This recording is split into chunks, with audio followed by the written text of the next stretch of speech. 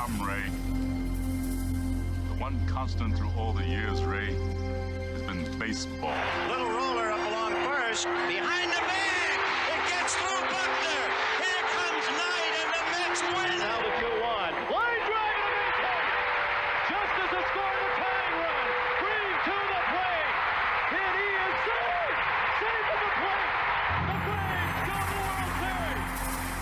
Have reserved seats somewhere along one of the baselines that sat when they were children and cheered their heroes. Gibson swings and a fly ball to deep right field. This is going to be a home run. Unbelievable! A 3-run home run for Bucky Dent. The Yankees now lead it by a score of 3-2. Ladies and gentlemen, Mazeroski has hit a 1-0 pitch over the left field fence at Ford Field to win the 1960 World Series. They'll arrive at your door as innocent as children, longing for the past. The Pope arrived at Yankee Stadium. As one enthusiastic announcer put it, he is standing on second base. Reggie Jackson. Long drive right field. It is goodbye. Big World Series. The Blue Jays are World Series champions as Joe Carter hits a 3-run home run. Back and throws. There's a lead back. It's going to be, I believe, the Giants from the pennant. The Giants from the pennant. The Giants from the pennant. The 0-1 pitch. A liner off Nagy's glove into center field. The Florida Marlins have won the World Series. The memories will be so thick, you'll have to brush them with your faces. The 1-0 delivery to Fisk. He swings long drive left field. If it stays fair, it's gone. Home run. The Red Sox win. And the series is... Lotus fires. Ball is hit high in the air. This should be the series. Freehand waving everybody win. Foul territory. Detroit wins. Here's the pitch to Willie. There's a liner straight to Richardson. The ball game is over and the World Series is over. Willie McCovey hit it like a bullet. A line drive. Baseball to mark the time. The Oakland A's take.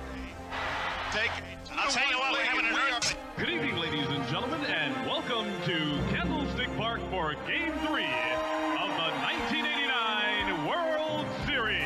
It's been erased like a blackboard, rebuilt and erased again. Frank Robinson, the right-hand batter. Long drive to left field. Way back. Gets it back. Home run. Base hit loaded, 1 out. Pena in a chance. The Twins are going to win the World Series. The Twins have won it. Ozzie with 1 out. Smith corks one into right down the line. It may go. Go crazy, folks. Go crazy. It's a home run. And the Willie Mays just brought this crowd to its feet with a catch, which must have been an optical illusion to a lot of people. This field, this game, is a part of our past, Ray. It reminds us of all that once was good, and it could be again.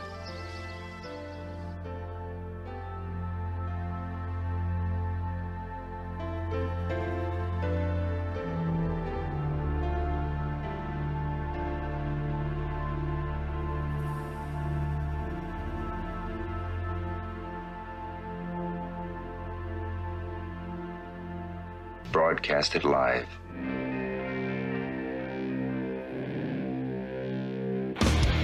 Hey! Who wants to have some fun? There are balls coming from all over the place. Left field, center field, right field. See, this is the kind of thing, quite honestly, right now, that makes you want to see the Chicago Cubs team lose. Now, you just saying you want to have fun, or do you really want to have fun? It'll be fun. Will the next person that sees anybody throw anything onto this field, point them out, or get them out of here. You don't live in Cleveland. You live in Cincinnati. You talking to me? You talking to me? That is the farthest thing in the universe from the truth. Hello, everyone, live. It's the Dan Scott Show. And right there is your host, Dan Scott. Right there. You know, there's a whole generation of people who don't have any clue who that imitation is by my good friend Chris Dubell. But for those of us of a certain generation, Monday Night Football was not Monday Night Football without the halftime highlights and Howard Cosell. Matter of fact, sports broadcasting wasn't sports broadcasting without Howard Cosell. You loved him or you hated him, but you always watched and listened regardless. If you loved him, obviously you were going to watch. If you hated him, you watched because you wanted to see what stupid thing you thought he was going to say next. He was definitely an icon. There's no question about it. My friend Chris Dubell absolutely nails that imitation on that open. Hey, how are you? Hope that your weekend did go well, and we're off to a very interesting start here in the upstate of South Carolina today. By the way, for those of you who may not know, I'm Dan Scott. We'll get that out of the way now. And this is the Monday morning edition of the appropriately and not so cleverly titled Dan Scott Show. I say we're off to an interesting start in the upstate because the forecast included a winter weather advisory that goes from 5 a.m. until 1 p.m. today. Started at 5 o'clock this morning and goes until 1 p.m. And that winter weather advisory was for freezing rain in the mountains of North Carolina and down, supposedly, here into the upstate along the I-85 corridor and a little below that, taking in Greenville, Spartanburg, Pickens, Oconee counties, all of that.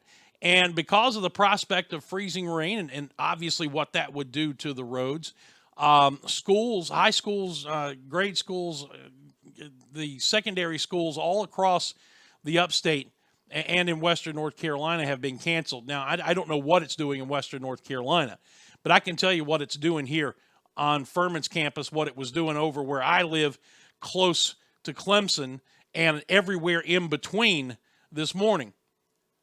Nothing. Absolutely not one thing. I'm not going to criticize the weather people. I'm not going to criticize the school district people for making those decisions. I know my wife loved it because she works for the Pickens County school system, and she got to spend the morning in bed and probably is still there, quite honest with you, curled up with the dogs. But it just goes to show you what an unprecise science it really is. Even Furman's campus, which was set to be wide open today with the students moving back in this weekend, delayed their official quote-unquote opening until just now at 10 o'clock. So if there were any 8 o'clock classes scheduled as this new semester gets underway, they were canceled this morning, and I'm sure there were a lot of students who were quite happy about that.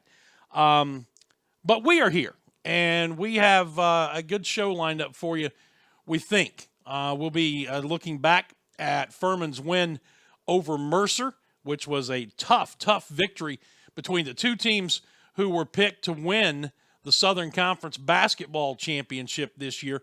The media picked Furman. The coaches picked Mercer.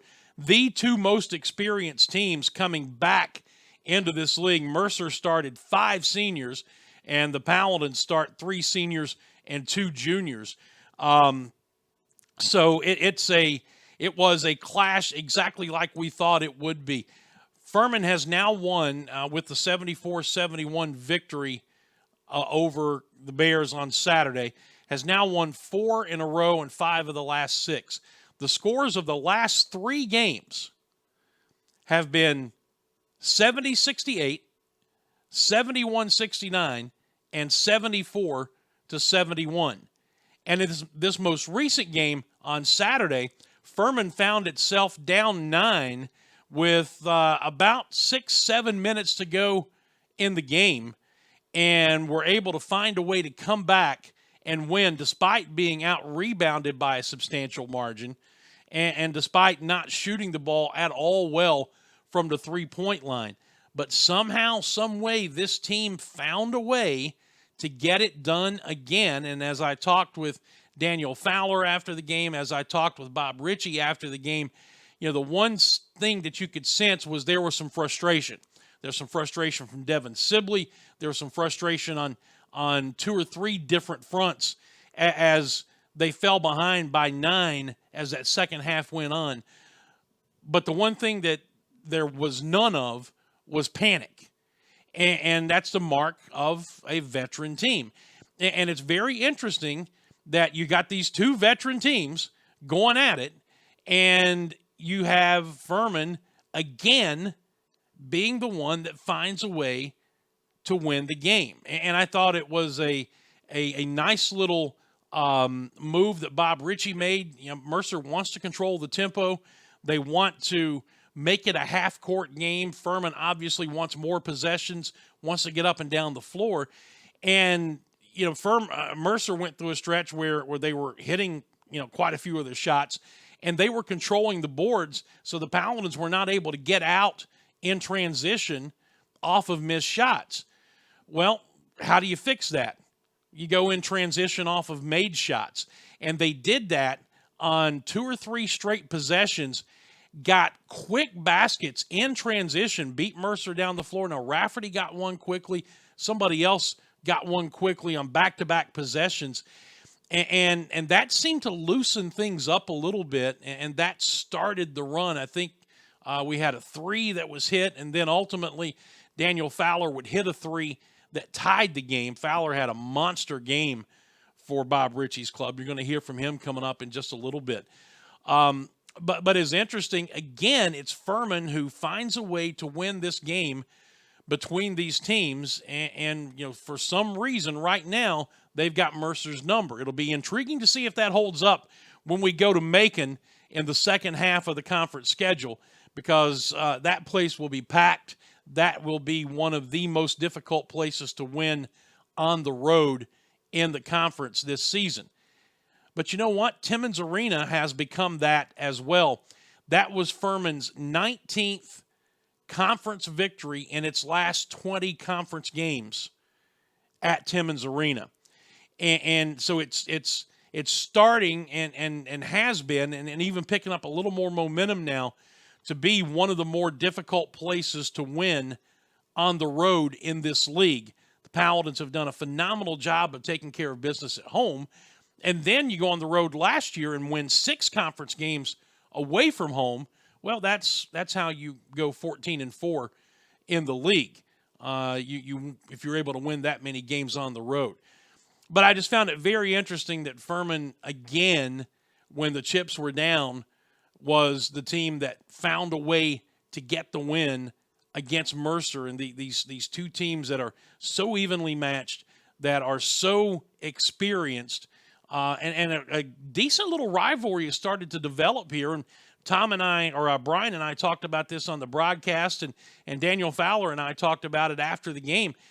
These guys have been playing against each other by and large for 3 or 4 years now, and so you've got that many opportunities to go head to head. You start to develop that kind of a feel that it's becoming a rivalry, and I think that's great. You want to get to the point where just about every game you play, somebody considers it a rivalry, and somebody looks at you as one of their biggest rivals, and that's where Furman is right now in this conference. It's good to see. Paladins are now 12-4, off to a 3-0 start in the league.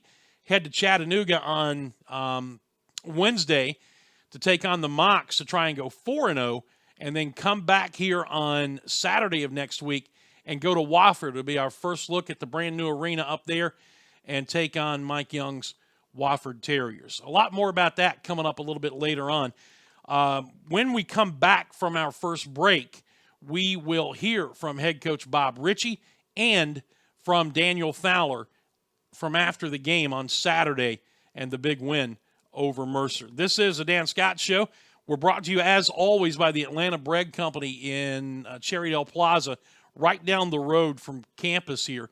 And, boy, these cold mornings and cold days have been just an incredible opportunity for you to do what many, many other people are doing, and that's warm yourself up with hot drinks, warm sandwiches, hot soup, hot chili, just the kind of things that feel and taste so good on days like we've had here.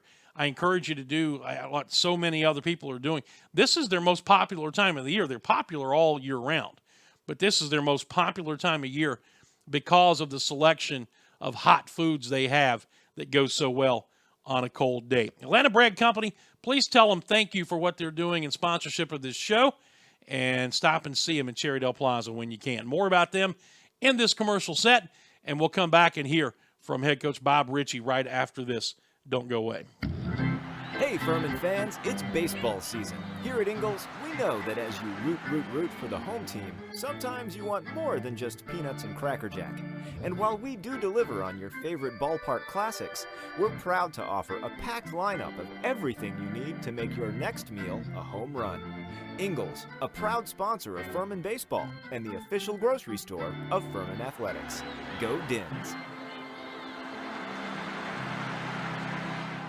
The Atlanta Bread Company at Cherrydale Point offers a dining experience that will have you coming back for more time and time again. Everything is freshly made on site, including the different varieties of bread and all the baked goodies. And the menu, Atlanta Bread Company offers a wide variety from hot soups and chili to hot and cold sandwiches and paninis.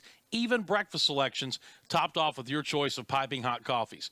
Come see for yourself. You'll love it. The Atlanta Bread Company at Cherrydale Point, proud sponsors of the Furman Paladins and the Dan Scott Show. Looking for a good lunch spot in the Traveler's Rest area? The Cafe at Williams Hardware is your place. Williams Hardware has food for the whole family, from the famous Reuben to the barbecue chicken quesadilla and their daily lunch specials, which includes the award-winning BLT on panini cheese with pepper jelly, served Tuesday to Thursday. Williams Hardware also serves breakfast on Saturdays from 8 to 11, perfect before Furman home game. And don't forget the gift shop, which offers items for anyone on your list. Go see your friends at the Cafe at Williams Hardware, 13 South Main Street in downtown TR. Full menu and operating hours at the Cafe at WilliamsHardware.com. Say you've got a busted phone or tablet screen. Time to get a new device? Nope. Time to give it CPR. CPR cell phone repair at Cherrydale can repair almost any phone or tablet screen on the market and usually can do it same day. In fact, if you have an iPhone, the fix usually takes less than an hour. CPR cell phone repair also can fix computers and gaming systems, both screens and hard drives. And they sell refurbished devices and new accessories. Stop by and see the new owner, Janet Culver, today, and check them out on Facebook. That's CPR cell phone repair at Cherrydale, 864-282-9097. Give it CPR today.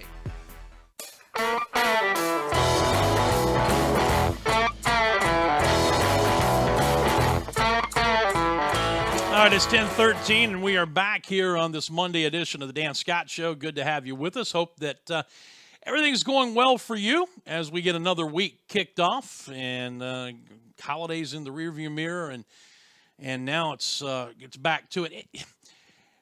But before we continue here, I don't know if many of you are like me or not, and you know, goodness knows I hope not in a lot of ways. But January is the most blah month of the year in a lot of ways for me. And what I mean by that is, you know, you've got the build up with Thanksgiving and Christmas and New Year, and you've got all of the holiday stuff that goes on with that, everything that Thanksgiving brings with families and food and football, and then you're immediately into the Christmas season and lights and decorations and everything, and those always stay up, at least most of the time they do, until New Year's, and you get the New Year's celebration out of the way and get back to a normal function, and you start to look around, and once all the decorations and lights and everything have come down, you know, there's no leaves on the trees, and it's cold, and it's just kind of blah. That's how I look at January. Thankfully, we've got great college basketball here at Furman to kind of tide us over. And then, of course, baseball season is right around the road. I think we're 39 days away from first pitch at Latham Stadium. Can you believe it? 39 days. But not to put the proverbial cart before the horse, we press onward. I want to welcome a new sponsor to the show. Our friends at OP Staffing. Thank David Ballinger and company for hopping on board with us. OP Staffing is an independent, faith-based, privately held staffing, recruiting, and workforce management company. Began back in 2007 with a mission to serve and connect great people with great companies. And what they believe, it's about the relationship, not the transaction. They believe that by building relationships, they will become an integral part of your overall staffing experience. They have 5 branch locations: Greenville, Spartanburg, Gaffney, and Charleston, and also one in Arden, North Carolina. What do? Well, they provide contractors to companies in need of welders, pipe fitters, construction, mechanics and mechanical assembly, warehouse, pickers and packers, forklift drivers, machine operators, quality technicians, shipping, receiving, maintenance, HVAC install and repair, automotive manufacturing, material handlers, skilled trades, CNC operators, production and inventory control, and industrial labor, and also provide a managed service division that offers on-site managed programs for companies that use a large volume of contract staffing. So you can see they do a lot in that particular industry. Call today to find out how OpSource Staffing can streamline your contract workforce for the better. 866-870-8133. That's toll free, 866-870-8133, or visit them online at OpSource. That's opsourcestaffing.com. And we're glad to have them hopping on board with us here on the Dan Scott Show. All right, I'm sure we're going to get an unpaid commercial at the beginning of this, but right now I haven't figured out any way around it, being the one-man band that I am, trying to put all this together. And anyway, Bob Ritchie met with the media after the big 74-71 win over the Mercer Bears on Saturday, and here's what he had to say in the postgame.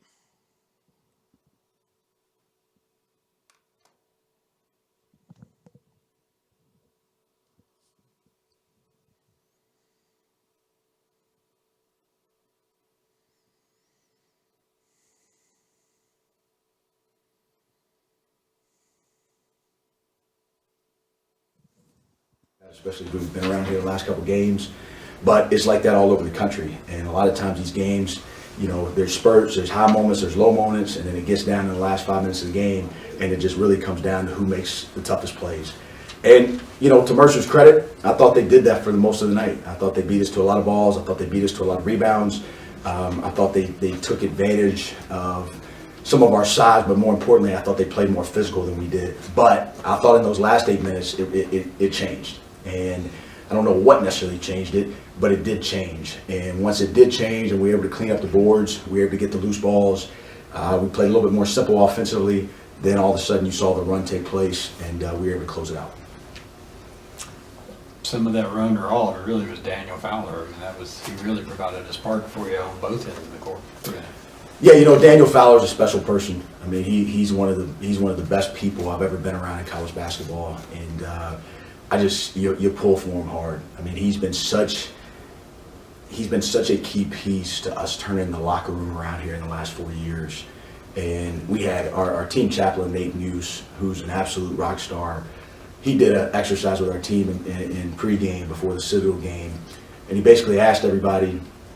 He gave everybody pre-names. You know, he had a name, coaches, staff, players, and he wanted everybody to challenge somebody and then also to encourage that same person. And out of all people, one of the toughest guys in our program, Andrew Brown, looked right across the room at Daniel Fowler and said, "You're the best teammate I've ever been around." And for him to be able to go out there and then play like that on top of that, it's hard not to pull for him. But on top of being a great person, which we always say, great people make great paladins, but on top of that, he's also a heck of a player. And a lot of times, the only guy holding Daniel Fowler back is Daniel Fowler. And tonight, I think he saw that it wasn't one of Devin's best nights, and he saw that he was going to have to step up and fill that void, and boy did he. Boy did he. He was fantastic. Is it, you know, I think over the years here, Daniel's kind of had the thing where you might be wanting to ask him to shoot more. Did you think at some point in the senior year he was going to have one of the, because I heard him ask for the ball at least once during that run 10 straight points. So he's finally kind of got to that level where he, you know, when he's feeling it, he can, you know, it's just so comfortable asking for it. He's that good. Yeah. I mean, when we see it in practice, we see it all off season. Mm-hmm. I mean, in off season, he's always, I mean, just unbelievable out there. And you know, this has probably been the most consistent. I mean, let's also not take credit from him. It's not like he just snuck up into this today. Like, he's been playing better leading into this. Now, we haven't seen a 21-point explosion, but he had 2 really good spurts at VMI. I thought he played pretty well the other night for the most part. So, he's trying to be more aggressive. And, it's like I tell him all the time, you're shooting mid-40s from 3. You can hit free throws, you're athletic, you can finish. The thing that I've tried to get him to do is drive the ball harder. Don't just settle for perimeter shots, drive the ball harder. And, we were able to see that. And he drove it in there that one time. And right before halftime, I thought that was a huge finish, great left-hand finish, full extension. He had the dunk there late off a drive from the top. And he just played a phenomenal game. I think earlier in the season, after game, you talked about deflections and how important those are to you guys. And you had some really big ones there at the end. I thought because you got some stops finally when they were trying to go to the big guys inside. Yeah, they're one of the best 3-point shooting teams in the country, and so they present a lot of challenges in terms of, especially when Rainier gets going like he did tonight, of where to double from. And one of our key deals in our defense is learning and knowing how to shrink the floor. We didn't do a great job of that on him tonight, but we have to get deflections. We got to get our hands on balls. We're not the biggest team. We're not the longest team. We got to use our speed. And when we use our speed to get those deflections, and now we're able to chase those balls down and get out and run, that's usually when we're at our best. And we just couldn't generate it. And even some of the transition tonight, I just felt like watching it, like we made it harder than it needed to be. We were a little bit too fast at times, not letting what we say is try to stretch the defense out and then look for your attacks. Thought we were just trying to barrel through, and the ball was getting too far ahead of the rest of the players. But again, to your point, I don't know what the deflection count is right here, but I thought there was a lot of, heck, Andrew Brown, that was a pretty good deflection there late, right? And Matt had a key deflection. But Daniel, how about this? I do know this. They said this in the locker room. Daniel Fowler led us in deflections tonight. And it's what we're always trying to convince the team of is it's not about do you play well offensively, do you play well defensively. How do you play the game in totality? And usually when you play the game the right way, the game rewards you. And so there's no accident. Lead us in deflections on one end, lead us in scoring on the other. And it's funny how that works. You were talking about the way things kind of changed in the last 5 minutes. You had 8 offensive rebounds tonight. It felt like all 8 were in the final minute. Is that just kind of like the momentum and just the crowd's into it and they can feel it? And what kind of led that turnaround? Taking your 2 feet and running in there and going and getting it. And as simple as that is, it's something in the huddles we were talking about. We got to go. We got to crash. And now some of them were long rebounds, and again, it's a 50-50 ball, and it comes down to will. And sometimes, as coaches, we don't like to admit it. Sometimes it just comes down to, are you in the right spot at the right time? But that's very similar to the finish last year. It was really similar. We had 2 key offensive rebounds, and then they got the intentional foul on Chris Acox to close it out. But again, we scrapped there at the end. I thought we played harder those last 8 minutes than we played the whole game. And once we did that, it was fun watching our guys really go out there. And Daniel, last thing, I've said a lot about Daniel, but he looked at me when it was a 3-point game and they had the ball, and he looked at me and he basically gave me a thumbs up, like, Coach, we got it. And that's the confidence that we see that this program, and we've seen it the past couple of years, is starting to play with. And look, we've been in these moments. We've beaten a lot of people in this league, and we've won close games. So this team should have confidence in those situations, and it's just fun to watch them gut another one out. Matt Rafferty has gotten back in what I call his flow. He flows to the rebounds. If there's ever a guy that's played at Furman and's done that, it's him. Talk about that a little bit. Yeah, he's not the most athletic guy. He's not the tallest guy. He's not the longest guy. He's one of the best anticipators I've ever seen on the basketball court and on both sides of the ball. And he always sees the next play. And it's just with the ball, he's got to be in the right place. So a lot of times if you're watching when the shot goes up, he's trying to eye it. Is it going to be short? Is it going to be long? Is it going to go strong side? Is it going to go weak side? And he'll start to wedge or angle or reposition himself in the vicinity that he thinks the ball is going. And then the other part with that is he goes for every one of them, right? So percentages went out. When you crash and when you pursue, then if you do that every single time and you're diligent in that pursuit, then usually percentages went out. And to his credit, I mean, there's not many balls he doesn't at least make an attempt to go after, and that's a skill. You know, that's a skill to anticipate, but also to pursue at the level that you need to. And he's got phenomenal hands. You don't see him reaching at one with one hand and then losing it. He always grabs them with two. He secures it, and he's probably pound for pound, ounce for ounce, he's the best rebounder that I've seen. I mean, especially for his lack of athleticism. I mean, and just his grit and his toughness just wins out. The crowd helped you tonight. It did, and you know, it really helped us when we started playing harder and they got louder. You know, so it's all chicken or the egg. I was pleased with the attendance, obviously, for 2,000 people to be here. That's a credit for our department, and that's a credit for people to come out and know that we've got a good product out there. You know, it's going to be fun as we continue to build it to even get louder from the jump and to push energy in those moments when we're not necessarily bringing energy. But to their credit, once we start playing harder, they start getting louder, and I thought that really fueled. I think the same thing, right? The last 8 minutes, I guess you guys would probably agree, right? It changed. It changed from a church service to a basketball game, and you know, and some of that's on us. You know, we weren't playing with quite the energy that we needed to get everybody involved. But you know, when the DJ's there and the music's loud, and people are up and people are cheering, and we're out there playing hard, man, it's a fun deal. It's a fun deal. So to answer your question in a long way, the crowd definitely helped us. All right, and one other thing. Students were here. We had a few back. You've got another game in a couple of weeks that you're going to want them to be here. Tell them that. Yeah, we always want students here, and you know, I can't even tell you who we're playing the next home game. I know we got 2 on the road, and you know, but when they do come back, it's fun, you know, and they know that. You know, they've been coming out the last few years, and I think we'll continue to get more out. And you know, we most nights we play hard, we share the ball, we move it. You know, we got good shooters, and it's a fun brand of basketball to watch. So whenever we have home games, anybody can come out, we definitely appreciate it. I have one more thing real quick. You know, that's a defensive-minded team you're playing too, with a lot of athletes and veterans. You had 8 turnovers tonight, you had more steals and turnovers. Just kind of speak about, even though things weren't always the best offensively, I thought you took care of the ball tremendously. We did take care of the ball, and you have to, because as much as they try to play in the half court on their live ball turnovers, they're as good as anybody will play against and getting out in transition and running. And they're very, very good analytically in transition off those turnovers, and so we knew we had to value the ball tonight.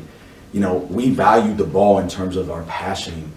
I didn't think we always valued the ball in terms of our shot selection at times tonight, and we got to be a little bit more disciplined there. But I mean, you take away, I think Devin had 4 turnovers, so the rest of the team had a total of 4. And you know, not to exclude Devin, I mean, they did a great job keying on him.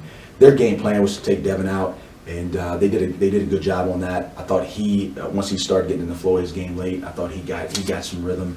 But yeah, I mean, anytime you got to value the ball, right? Like if you value the ball, it gives you a chance to move it. It gives you a chance to get a shot.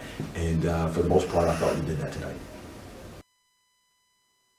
All right, that was the full press conference after the game with head coach Bob Ritchie following the 74-71 win over Mercer. Before we take a break, one more much shorter clip for you to digest, because he is really a very quiet young man and a man of few words. But Daniel Fowler also met with the media after the game and talked about his game and his team's win. Naturally, now we get the ad, so just kind of bear with us here. I'll keep the volume down. I won't give George the pleasure of having his voice heard on the program. But here comes Daniel Fowler. I mean, we confused him on the switch, and then Matt set a great screen on me, so I mean, I was wide open at the top, and I mean, make 10, miss 10. As a shooter, you got to keep shooting, so I just let it fly, didn't think about it, and made it. And I mean, through the course of that run, my teammates kept giving me great looks, and I mean, they made my job easy. You know, right after you had those 10 points, you made a save at the baseline and set up Devin for a basket, and then you made a steal, I think, pretty much soon thereafter down the other end. Just talk about the intensity that you guys had there in the last 5-6 minutes. Just understanding that, I mean, defense is our MO. I know we're a great offensive team, but just understanding that our defense will fuel our offense, and it'll make our offense easy on us. So just continue to keep that intensity and moving forward. Just just to understand that if we get a stop, offense won't be as hard. So, I mean, and we take pride in our defense. That's what we want to be known for, and that's just what we do.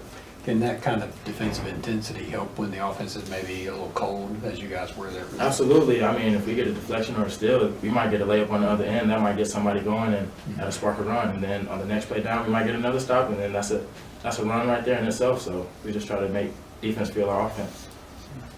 I think they're kind of a defensive-minded club as well. Obviously, they play different than VMI, so they're your first two opponents. Y'all had 8 turnovers today. Talk about taking care of the ball as well as y'all did today. Just understanding that when we just focus on our game plan offensively and just not, throwing the ball all over the gym, then we'll get great shots. And when we just keep it simple, that's the best thing that we do, and it makes offense easy as well. So just understanding to take care of the ball, move the ball, cut, and then everything will work out for itself. Told you, man, a few words. That is Daniel Fowler after the game. Well, one other thing I want to mention about the latter stages of that game before we go to break, I'd be remiss if I didn't talk about the steal that Andrew Brown made. That really sealed the game. It was a beautiful piece of defensive work, working, I believe it was on Cohen. It might have been on Rion Holland. But whoever it was, in a situation where the Bears were, I think, down 2 possessions and trying, or maybe it was a 1-possession game at the time. I can't remember. But bottom line is that Brown did a nifty little job of reaching in with the left hand, poking the ball away, and then coming out the other side to pick up the ball with the right hand. Did it without fouling, and that's what really sealed the victory. So, there are ways to impact the game that go beyond how many times you put it in the basket or how many times you clear a missed shot, those type of things. And I just thought that Andrew Brown's play, in the grand scheme of things, might have been the biggest play of that game, considering the timing and the circumstances. All right, we need to step out for a quick break. When we come back, we'll continue with more of the Dan Scott Show. We'll take a look at the college football championship game tonight between Alabama and Georgia, and why this game between these teams might be the stepping stone to an expanded playoff. Why? I'll tell you when we come back. Don't go away. Stuck in a state of falling behind? Struggling to keep up with your kids, finances, insurance? Then let State Farm agent Steve Borkland in Traveler's Rest help you simplify and get to a better state. Because with Steve handling your auto, home, and life insurance, you'll have more time for everything else. More money, too, because adding State Farm policies could mean earning discounts worth up to 40%. That's money Steve can help you put towards a college savings plan. Call State Farm agent Steve Borkland today and get to a better state with State Farm. Let me tell you something, Cowboy. This rookie can really bring the heat. He's smoky and spicy with a Chipotle style all his own. It's a new Montgomery Inn Chipotle barbecue sauce. Make it a part of your home team. Available now at your neighborhood grocer or online at CincyFavorites.com. Looking for a good lunch spot in the Traveler's Rest area? The Cafe at Williams Hardware is your place. Williams Hardware has food for the whole family, from the famous Reuben to the barbecue chicken quesadilla and their daily lunch specials, which includes the award-winning BLT on pimento cheese with pepper jelly, served Tuesday to Thursday. Williams Hardware also serves breakfast on Saturdays from 8 to 11, perfect before Furman home game. And don't forget their gift shop, which offers items for anyone on your list. Go see your friends at the Cafe at Williams Hardware, 13 South Main Street in downtown TR. Full menu and operating hours at the Cafe at WilliamsHardware.com. Say you've got a busted phone or tablet screen. Time to get a new device? Nope. Time to give it CPR. CPR Cell Phone Repair at Cherrydale can repair almost any phone or tablet screen on the market and usually can do it same day. In fact, if you have an iPhone, the fix usually takes less than an hour. CPO Cell Phone Repair also can fix computers and gaming systems, both screens and hard drives. And they sell refurbished devices and new accessories. Stop by and see the new owner, Janet Culver, today, and check them out on Facebook. That's CPR Cell Phone Repair at Cherrydale, 864-282-9097. Give it CPR today.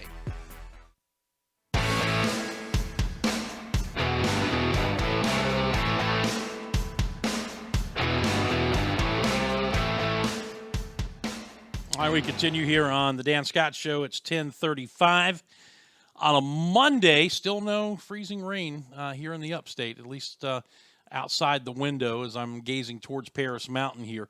And look, that's a good thing because that stuff, we really don't want any part of it. And if you are in an area that is getting it, please be safe. We're just fortunate here that we haven't received any. In fact, they're saying now that we may get some rain, but it's going to start a little bit later in the afternoon.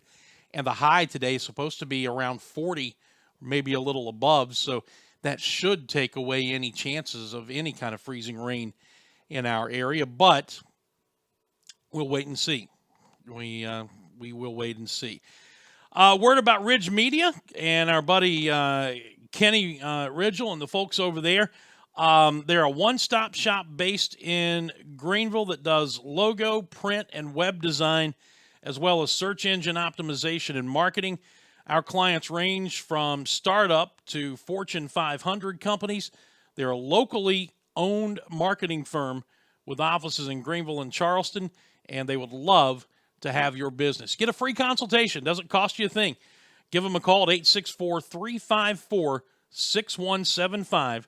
354-6175. That's Ridge Media. And tell them that you heard about him here on the Dan Scott Show. Well, tonight is the final college football game of the season. The championship game between Georgia and Alabama, an all-SEC matchup. And Alabama has, going into this morning, if you are one who follows point spreads and the like, Alabama is a 4-point favorite entering today for this evening's game. It's going to be a very intriguing matchup. There's no question about that. Alabama obviously expects to be there every year. Kirby Smart in his second year at Georgia, bringing the Bulldogs to the brink of their first national championship since 1980. So, people in the Southeast and the SEC flag wavers are exceedingly happy because it's an all-SEC final, and that means that even though their team is not in it, they win in their mindset. But, it's interesting. I saw some scuttlebutt over the weekend about this game, and there are many who cover college football at the national level who believe that this game tonight may be the springboard to an expansion of the playoff before the current contract is up. We've had this conversation with Dave Glenn of ACCsports.com a couple of times as this season has gone on, and he believes there will be an expansion. He believes it will go to 8 teams. He doesn't think it'll happen until the current contract is up, whenever that is. There's still a handful of years left on this current deal.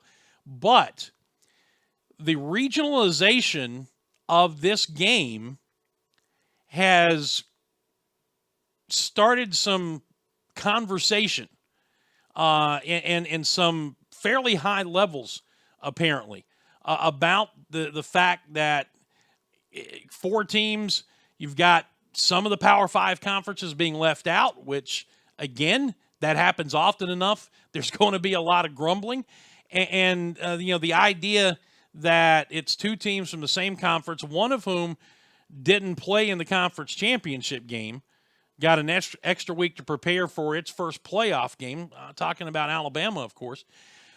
This whole ball of wax that brought us together today has started some conversations about the possibility of an earlier expansion, whether it's to 6 or to 8. I don't know. But there are some of the folks who cover this game who believe that this matchup tonight has caused enough irritability in other places that conversation is now maybe not going to get started, but has already started. How much more chatter it brings, who knows? But the idea that you've got in effect, a regionalized championship game between two conferences, or between two teams in the same conference, one of whom did not play in its own conference championship game because it didn't win its own division. We had this happen in the BCS on an occasion or two as well, which is one of the reasons we got the 4-team playoff. Well, now it's happened again, and I think we're going to see ultimately an expansion to 8 teams. When it happens, I don't know. But it's really not as difficult as people make it out to be. The easiest way to do it is you take the 5 power conference champions, you take the top team from the group of 5, which this year would have been Central Florida, and then you add 2 at-large teams. And that way, in an 8-team playoff scenario, I don't think anybody believes that an Alabama should have been left out. But regardless of the quote-unquote eye test, regardless of losing only 1 game all year, in a 4-team scenario, and I know there are many others like me, have a hard time dealing with the fact that Alabama got in when they didn't not only win their conference championship, they didn't even win their division and therefore didn't play in the conference championship game. So it's a situation where there's always going to be a debate on both sides. And I think what we find out is ultimately the golden rule comes into play. And the golden rule in this case is he with the gold makes the rules. And as they have found out, as they have worked on the scheduling and gotten away from the New Year's Eve schedule nonsense and have this thing kind of tweaked and fine-tuned now, ratings are up, money is up, and they are going to want to continue to build that. How do you do it? Well, you open it up just a little bit. We're not talking 16. We're not talking 24. We're talking about 8 teams. We're talking about adding 4 more teams into the mix, adding, 2 more games to the mix. It's not going to destroy the bowl system by any stretch of the imagination. It is going to be a better way, the best way to determine the actual champion. And again, there are many who believe that this game tonight is going to be the thing that pushes that to finally happen before this current contract is up, because it's 2 teams from the same conference, 2 of the 4 teams who were in the playoff from the same conference, one of which, again, that didn't make its championship game, didn't win its own division, and yet here they are playing for a title. Are they the best team in the country? I think you can make that argument. But in this scenario, should they be there? And that's another argument. So the best way to do it, expand it. Make it 8 teams, and then don't expand it. Don't touch it from there. But see, a Central Florida team that has a year like it had deserves a shot. Now, I know they're getting a lot of grief for proclaiming themselves national champions and doing, what are they doing? They're throwing a parade for themselves down there in Orlando. And it's raised a lot of eyebrows, and it's got, a lot of folks at the bigger schools, kind of looking down their nose at them. But you know what it's done? And I think the guy who's kind of landed on this thing and looking at it the right way is Tim Brando. Brando, if you've been following his Twitter feed as this whole thing has been going on, I think he's nailed it. If Central Florida just takes its fantastic season and goes quietly, then that's what everybody expects. By doing what they're doing, they're in effect taking a stick and jabbing at the lion in the cage. And by the bigger schools, the bigger conferences, taking the bait and releasing statements and coaches and athletic directors and presidents making comments about what Central Florida has done, they have fallen, in effect, for this ruse that, UCF has constituted here, and it started a dialogue that the bigger schools and the bigger conferences really don't want started, and they're the ones who started it themselves. I think Brando has been all over this thing, and was very interesting to watch his series of tweets about this over the weekend. In any event, I believe we're headed towards an 8-team playoff. I don't know when. I hope that what we see tonight takes that timetable and advances it rapidly. I really hope that's the case. Whether it is or not, that remains to be seen. Anyway, on the field, in Atlanta, Alabama, Georgia, that place is going to be absolutely packed. Mercedes-Benz Stadium, the new roof on that thing may come off tonight, and Alabama goes into the game as a 4-point favorite.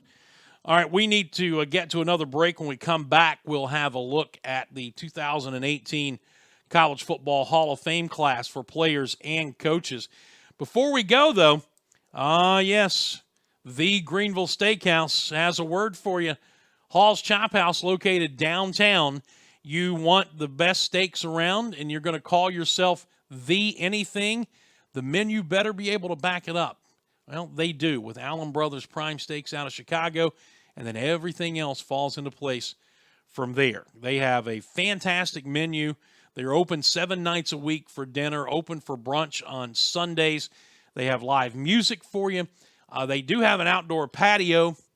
Not sure that you want to brave it this time of year, but who knows? Maybe you do. If you do, it's there and available for you. And they also have an incredible amount of meeting space to handle your corporate gatherings, your birthday parties, anniversary parties, whatever. Also, Billy and I have been talking, and either this week or next week, we are going to do the show live from Halls. The only question is, are we going to do it during the day when nobody's there, or are we going to do it one night when everybody's there? And I'm leaning towards doing an evening show, and that kind of fits into some of the future plans we've been talking about here that we're hopefully going to be able to unveil in the next week or two. But in any event, Hall's Chop House, located downtown, the Greenville Steakhouse. Please stop in. Tell them you heard about them here on the show. And also, if you're in Charleston, visit the original Hall's location down there as well. To break, and upon our return, more of the show, including, as mentioned, the Hall of Fame class for college football 2018. We'll return right after this. Hey, Furman fans, it's baseball season. Here at Ingalls, we know that as you root for the home team, sometimes you want more than just peanuts and Cracker Jack. And while we do deliver on your favorite ballpark classics, we're proud to offer a packed lineup of everything you need to make your next meal a home run. Ingalls, a proud sponsor of Furman Baseball and the official grocery store of Furman Athletics. Go Dins! The Atlanta Bread Company at Cherrydale Point offers a dining experience that will have you coming back for more time and time again. Everything is freshly made on site, including the different varieties of bread and all the baked goodies. And the menu, Atlanta Bread Company offers a wide variety from hot soups and chili to hot and cold sandwiches and paninis. Even breakfast selections topped off with your choice of piping hot coffees. Come see for yourself. You'll love it. The Atlanta Bread Company at Cherrydale Point, proud sponsors of the Furman Paladins and the Dan Scott Show. Looking for a good lunch spot in the Travelers Rest area? The Cafe at Williams Hardware is your place. Williams Hardware has food for the whole family, from the famous Reuben to the barbecue chicken quesadilla and their daily lunch specials, which includes the award-winning BLT on pimento cheese with pepper jelly, served Tuesday to Thursday. Williams Hardware also serves breakfast on Saturdays from 8 to 11, perfect before Furman home game. And don't forget the gift shop, which offers items for anyone on your list. Go see your friends at the Cafe at Williams Hardware, 13 South Main Street in downtown TR. Full menu and operating hours at the Cafe at WilliamsHardware.com. Say you've got a busted phone or tablet screen. Time to get a new device? Nope. Time to give it CPR. CPR Cell Phone Repair at Cherrydale can repair almost any phone or tablet screen on the market and usually can do it same day. In fact, if you have an iPhone, the fix usually takes less than an hour. CPR Cell Phone Repair also can fix computers and gaming systems, both screens and hard drives. And they sell refurbished devices and new accessories. Stop by and see the new owner, Janet Culver, today and check them out on Facebook. That's CPR Cell Phone Repair at Cherrydale, 864-282-9097. Give it CPR today.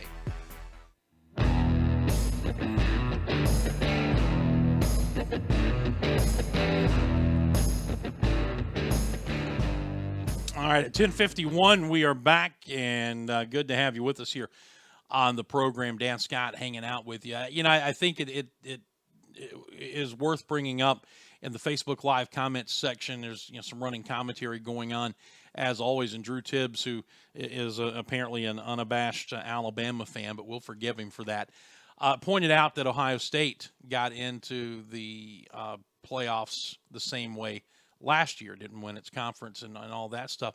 Same thing applied for Ohio State. They shouldn't have been there.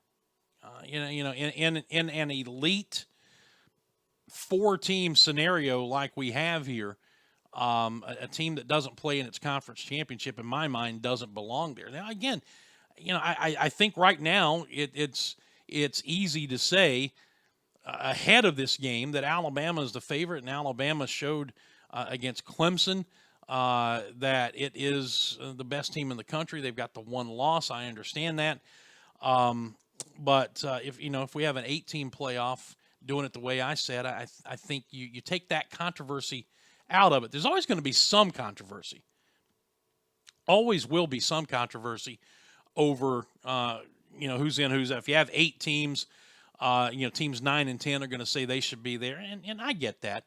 But at least you take this kind of thing out of there.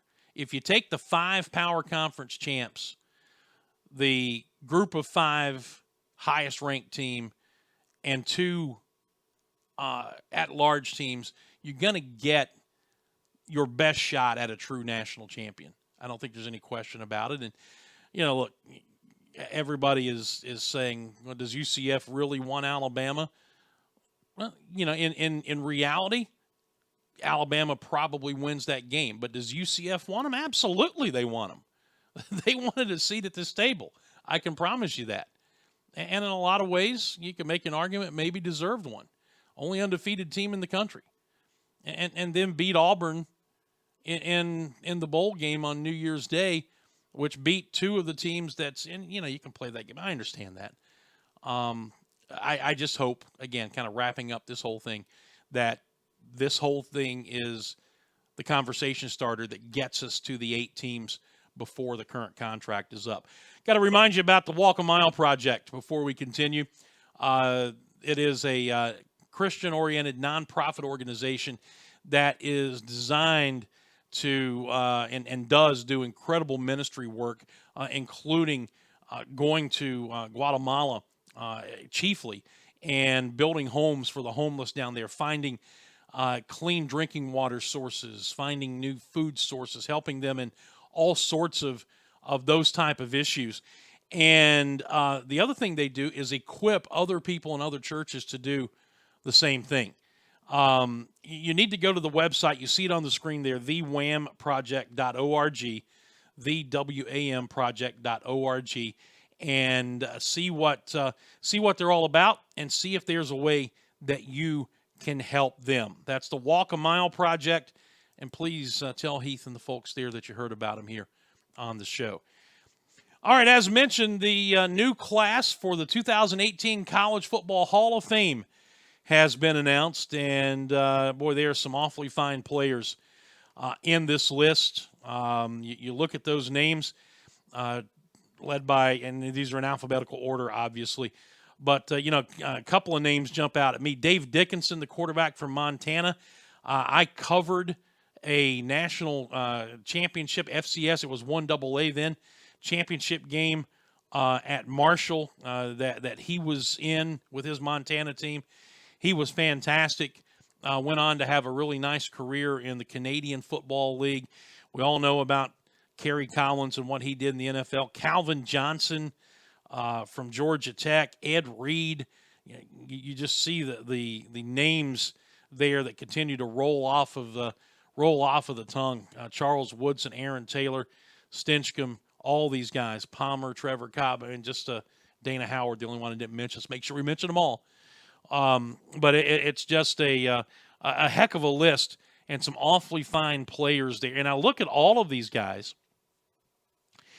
and there are no what you would call legacy guys or older quote unquote guys. These are all guys who have played college football not only in my lifetime, but from either high school when I was in high school. And I'm looking at Paul Palmer, who's the oldest. He played at Temple from 83 to 86. Everybody else on this list, played from either the year I got married in 89 or later.